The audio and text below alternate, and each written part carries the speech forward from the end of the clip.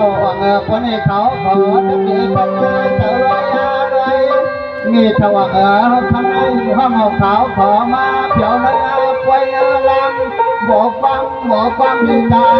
ถ้าบอกมาหนังกองเอาเท่านั้นที่มันมาพักเกิด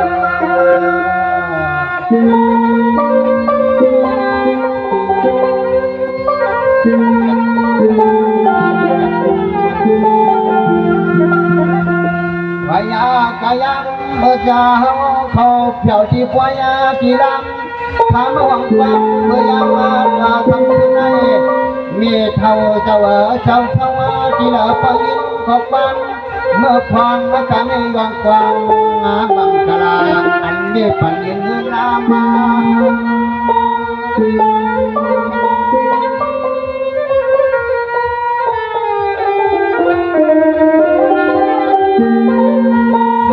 ถวาคำนั้นเมียนอาทางตั้งโหดลูกอ่อนลูกอยู่วันที่ในมองเต้าข้าอมันเมียนเจอเมียนคอเจ้าข้าเศร้าสังวันอยู่ลำจนจำมาตามหัวจงทองนา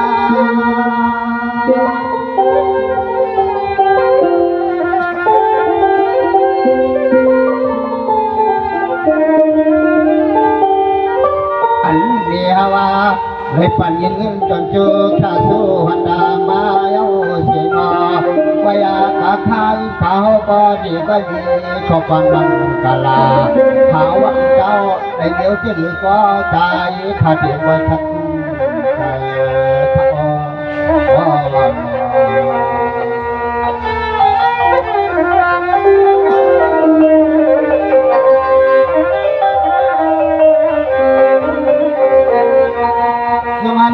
หวังเจ้าเว้นเจ้าเว้นเรื่องหนึ่งก็กันไม่จอที่เขาออกกันจอหลอกเขาเศร้าที่ชุมมุ่งแก่ในหันวิเท่าเขาหน้าทุกเอิงเวลาหมังวังปั่นใจยามาหนาเพื่ออยู่พี่น้องคนนำคนยากระตังเสียงดังบัวมาอยู่ปัญญาน้ำเจอเขากองนี้นำน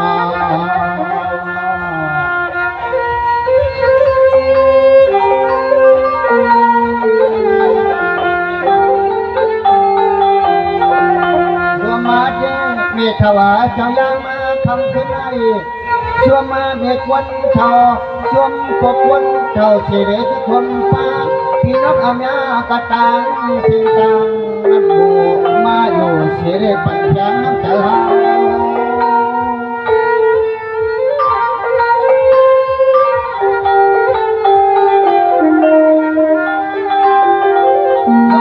ถ้าว่าเจ้าเปลี่ยนนี่เจ้าหนอทำให้จนจำลำเลียงเรียนอาทางตั้งโบตัวอ่อนลุกอยู่ไว้ที่ในท่าอพระนางเมื่อในจีกว่านี้ก็ความลังกลางยามาพันเมฆวันเท่าเขาการนับไว้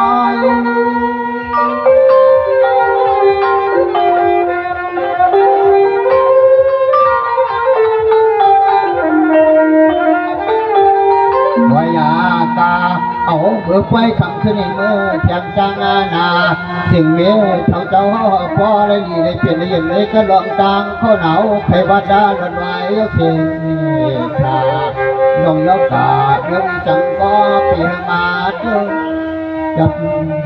ก็ปีมาเจอจับก็พระนอน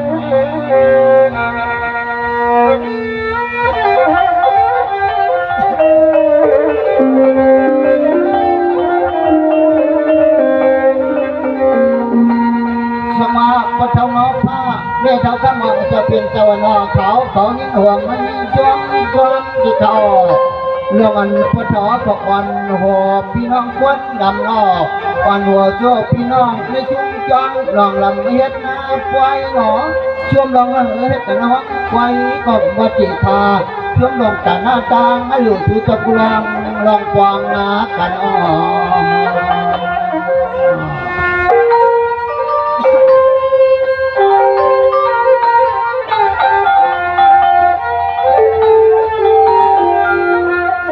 มันพอเท่าจงเอาผ้าวันหัวตกาทำจริงวันจังเจ้าหลังให้เพชรปันเฮ็ดเป็นวิหารจับมาดังเสด็จ หยาดน้ำดูทับจานเมื่อไว้จะฟังให้เม็ดหน้านาอันนี้จวมที่จวมมาว่าใจเย็นเนี้ยจับเพเจ้าเขาก็จนลองอันข้ามาเหมือนมาเปียบเปียบไว้เขาเปียว่าปล่อย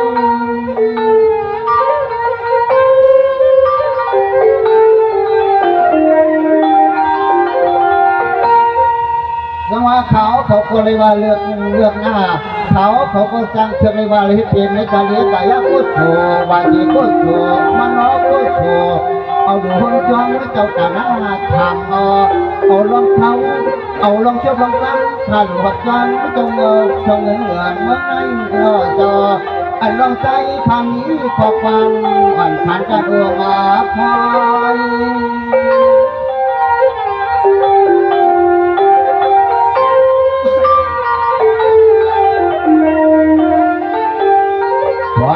เมื่อปังในช่วงเจติคา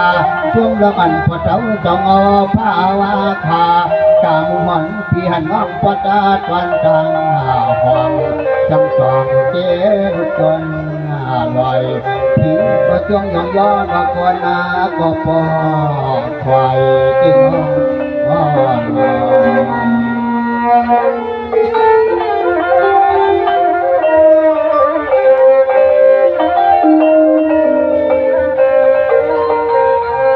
เราจะงอพาจะมาจะเป็นเจ้าหนอ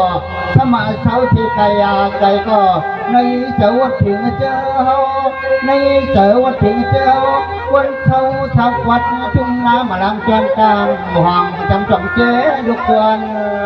ลอย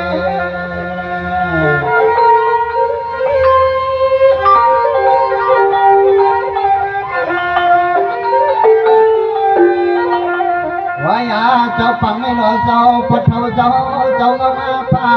เพชรเป็นเจ้าตาหน้าทางเงาลูกทับจันผู้ไว้จ้าเห็นตาสองคนเสด็จหมอกพี่หมอกร้องยกยองทุ่งน้ำมาลังเลยมาหักมาห้องมาชัวมาคู่ก็คู่คนที่ขา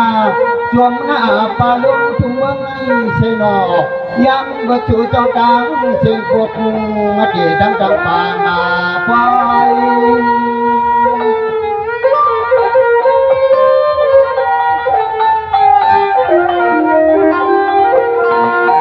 ว่าเราจะงอผ้าเจ้าก็อามาพื้นอำไฟหรืออามาเปียกคือจะนอขัดดังเสียงที่ข้านอช่วงอะไรนี้ขอความหวังปากว่าไม่ได้คนทุกน้ำดังกระดังเสียนอกยอกันยุคำจนลอยลอย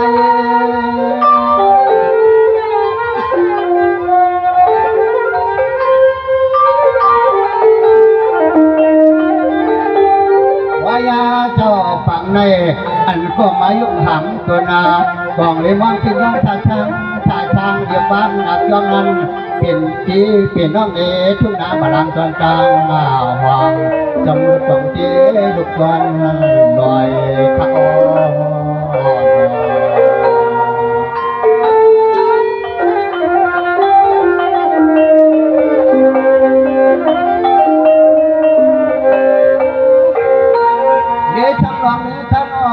เจ้าอันโหโจ้พี่น้องเขามาป่วยมาลำหนอ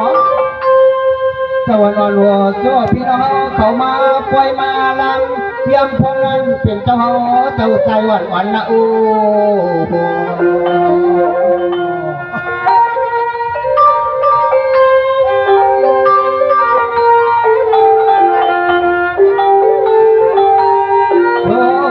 เอาพี่น้องจึงกระดังเสียมาเขาปวยเขาลัง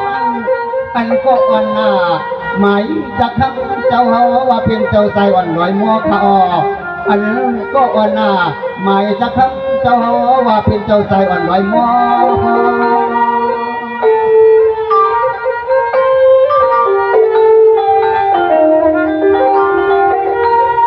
งั้นใครเอาก็อันโหดโจ้พี่น้องจังเสียงตั้งบูหน้ามาหันจังบูเจ้าตาหน้าพอเท่าจังเอาผ้ามีเท่าเจ้าทำอ่อนเสด็จมีเสียงเธอเจ้าเปลี่ยนมีเจ้าเกิดมาตาไปหัวมาลอ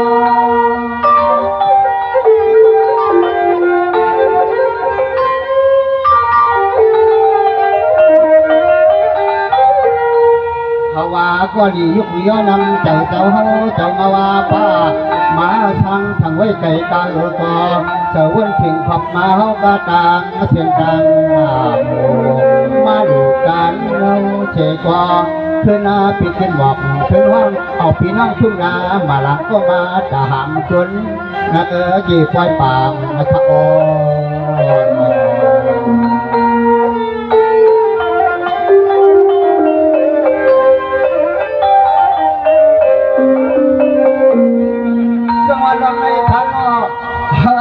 เป็นกาลีกายาโกโชวาจีโกโชมโนโกโชนาพวกเจ้าก็มีเที่ยวคือยังมาดูเด็กกันจนหัวพัดจางเชียงอันลูกก็ไม่มองที่ยังชาช้างเรียบังนักย้อนหงกวางเจ้าตาหน้านี่ก็จึงให้เพียงเพียงฝนดีรอพี่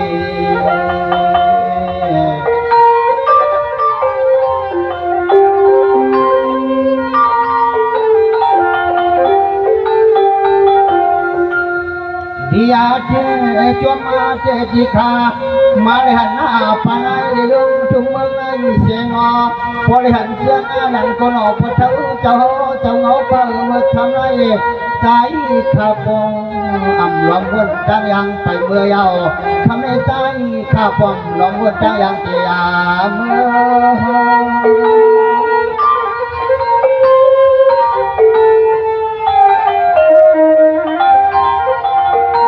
อเปิดวันในสิบก็ขับไปยังเจ้าหนอ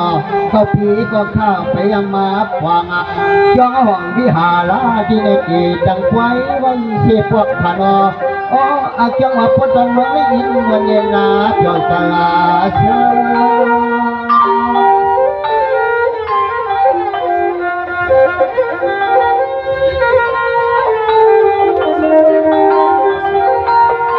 มาเลยหันพี่หันหน้าน้องเขาคือเจอ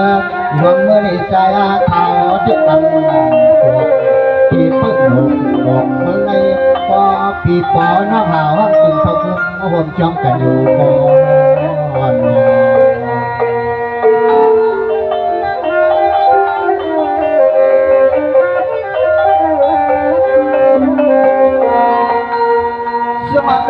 พอเท่าสมอผ้ามีเท่าเจ้าคำว่าเหมือนคำไรขาวสีก็เย็นว่างาปอขันหอ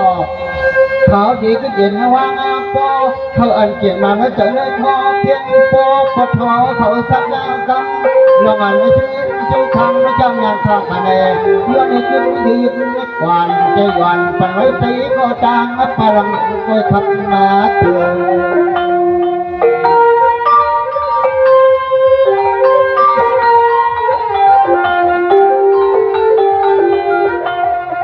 เลืออาเสนาอันเจ้าเจ้าสายาสูปัญญาเงินจอมชัวชาชัวธรรมะก็พกำถึงเจ้าสวัยที่นั่นเสนาสายคดีก็เอาก็กำมังกลาปันเจ้าเขาที่นั่งอาปอย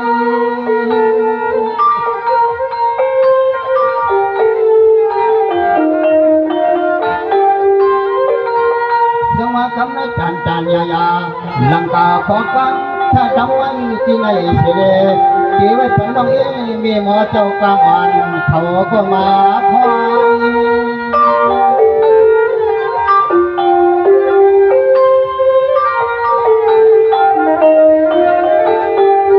วายากาตัวยาผูกกันไม่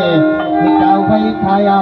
คุณเจ้าเจ้าสายาสู้นอพอกำจังไปเดินยองฟังมันกาลาไว้กาคุณเจ้าอย่าพี่ไปใจข้าเปียดิฉันข้าอ่อนก็เท้าสมภารมีเดียวกับเอาเลยคงมาเจ้าเขาตัวตาสู้คงเลยพี่น้องมาไปกันเสียง